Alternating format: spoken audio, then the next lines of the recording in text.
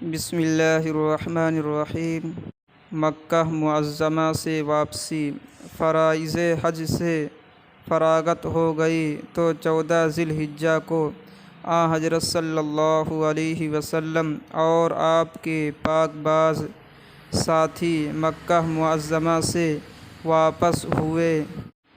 شام رسالت۔ خدا کا دین مکمل ہو گیا۔ انسانوں نے بہت کچھ گردنیں موڑیں، آخر کار سارے عرب کی گردنیں ایک خدا کے سامنے جھک گئیں۔ اسلامی پاکیزگی دلوں میں بیٹھ گئی، کفر و شرک اور مصیبت سے نفرت ہو گئی۔ اللہ کے گھر پر اللہ کے دین کا جھنڈا لہرانے لگا اور صحابہ کرام کی ایسی جماعت تیار ہو گئی جو اس جھنڈے کو بلند رکھ سکے اور اللہ کا پیغام دنیا کے کونے کونے میں پہنچا سکے۔ اب خاتم الانبیاء صلی اللہ علیہ وسلم کا کام ختم ہو گیا، لہٰذا آخری پیغام کا انتظار تھا۔ ابتدائے مرض۔ 28 صفر سن 11 ہجری کو سر میں درد ہوا، پھر بخار ہو گیا۔ بخار کی تیزی یہاں تک بڑھی کہ کمبل تپنے لگا۔ بخار کے ساتھ بے چینی اور کمزوری بھی بڑھتی گئی، یہاں تک کہ نماز کے لیے جانا مشکل ہو گیا۔ سہارے کے بغیر چلا نہ جاتا۔ رفتہ رفتہ طاقت بھی نہ رہی تو کچھ نمازیں گھر میں ادا کیں۔ حضرت ابو بکر صدیق رضی اللہ عنہ نے آپ صلی اللہ علیہ وسلم کے حکم سے مسجد میں امامت کی۔ اسی دوران میں فرمایا، تم سے پہلے قومیں گزر چکی ہیں جو نبیوں اور نیک لوگوں کی قبروں کو سجدہ کرتی تھیں، خدا کی لعنت ان پر ہوئی، تم ایسا نہ کرنا۔ 12 ربیع الاول پیر کی صبح کو کسی قدر سہولت ہوئی، حجرہ کا پردہ اٹھایا، مسجد میں جماعت ہو رہی تھی۔ چہرے انور نمازیوں کو نظر پڑا، گویا قرآن مقدس کا نورانی صفحہ تھا۔ آپ نے پردہ چھوڑ دیا، پھر آہستہ آہستہ مسجد میں تشریف لائے، جماعت میں شریک ہوئے۔ حضرت ابو بکر صدیق رضی اللہ عنہ امام تھے، ان کے پیچھے بیٹھ کر آپ صلی اللہ علیہ وسلم نے نماز ادا کی۔ اب صحابہ کرام کی خوشی کا کیا ٹھکانہ تھا، دلوں میں اطمینان کی لہر دوڑ گئی۔ حضرت ابو بکر صدیق رضی اللہ عنہ کو قریب کے گاؤں میں جانا تھا۔ آپ حضرت عائشہ رضی اللہ عنہا سے کہہ کر وہاں تشریف لے گئے، مگر افسوس آرام کی صورت نہیں تھی بلکہ آخری سنبھالا تھا۔ چنانچہ دوپہر کے وقت تکلیف بڑھی، پیاس کا غلبہ ہوا۔ آپ صلی اللہ علیہ وسلم نے مسواک فرمائی، امت کو آخری پیغام پہنچایا۔ الصلاۃ وما ملکت ایمانکم، نماز نماز، غلاموں اور بادیوں کے حقوق۔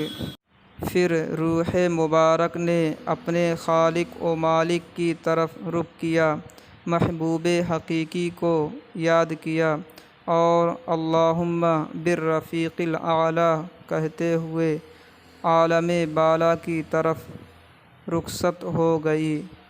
روح پرواز کر گئی تھی اور ساتھ ساتھ ایک تیز خوشبو کی مہک دنیا کو معطر کر رہی تھی۔ صلوات اللہ علیہ وسلامہ ابدا دائما۔ ایک ایسی بڑی مصیبت تھی کہ صحابہ کرام تو کیا ساری دنیا کو پہلی مرتبہ دیکھنی پڑ رہی تھی۔ دنیا نے نہ کبھی ایسا رحمت للعالمین اور خاتم النبیین دیکھا تھا، نہ اس کے فراق سے عالم انسانیت کا سینہ داغدار ہوا تھا۔ عام صحابہ کرام پر سکتہ تھا، ذمہ دار سراسیمہ تھے۔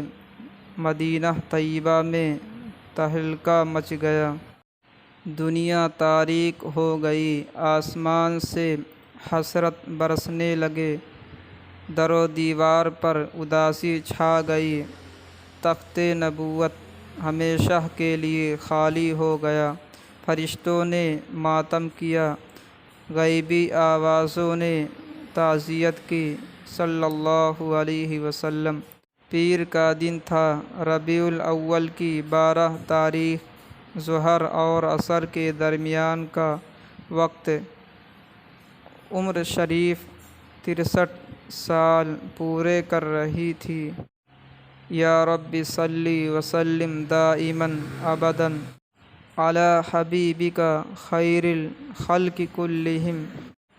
خداوندہ صلاۃ و سلام نازل فرما ہمیشہ ہمیشہ اپنے محبوب پر، جو ساری مخلوق میں سب سے بہتر ہے۔